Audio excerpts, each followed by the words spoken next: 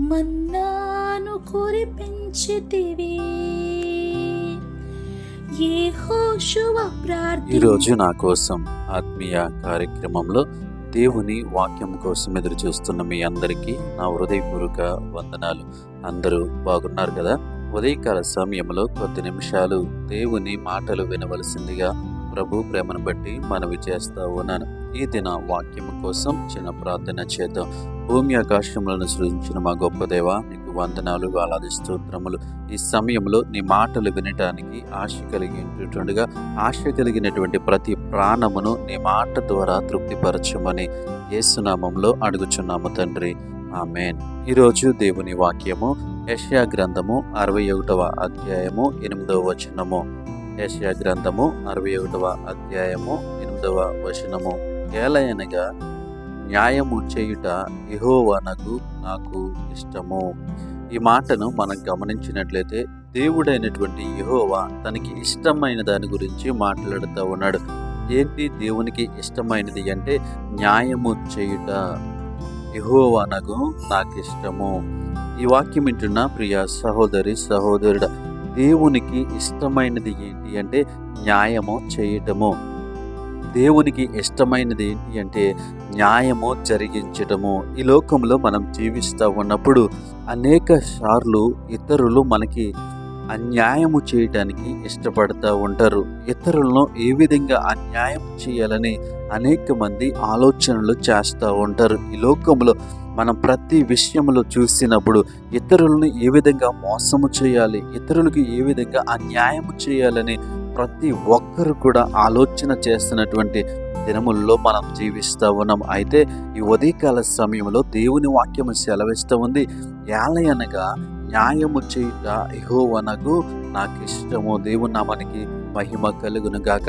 ఈ మాటలు వింటున్న ప్రియ సహోదరి సహోదరుడ, ఏ విషయంలో నీకు అన్యాయం జరిగిందని బాధపడుతూ ఉన్నావు, ఏ విషయంలో నీకు అన్యాయం జరిగిందని దిగులు చెందుతూ ఉన్నావు, దేవుని వాక్యము సెలవిస్తూ ఉంది, యెహోవా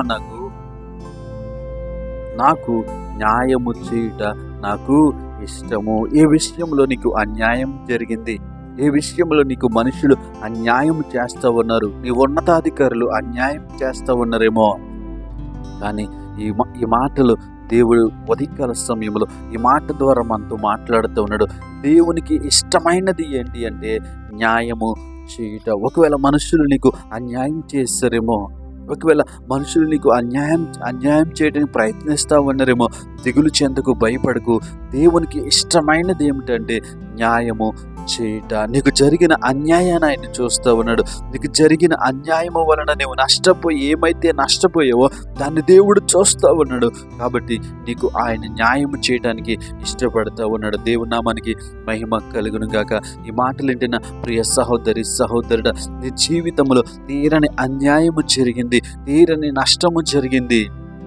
నాకు ఇప్పుడు న్యాయం ఎవరు చేస్తారు, నాకు జరిగినటువంటి నష్టాన్ని ఎవరు భర్తీ చేస్తారని దిగులుతో నువ్వు ఆలోచిస్తూ ఉంటే ఉదయకాల సమయంలో దేవుని వాక్యము సెలవిస్తూ ఉంది, దేవుడు నాకు ఏంటి ఇష్టము అంటే న్యాయము చేయుట ఇష్టము.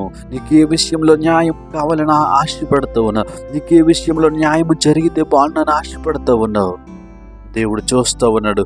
నీకు నాకు జరిగినటువంటి అన్యాయాన్ని, నీవు నేను కోల్పోయిన దాన్ని దేవుడు చూస్తూ ఉన్నాడు. నీకు నాకు జరిగిన అన్యాయాన్ని ఆయన చూస్తూ ఉన్నాడు. దిగులు చెందుకు, కలత చెందుకు.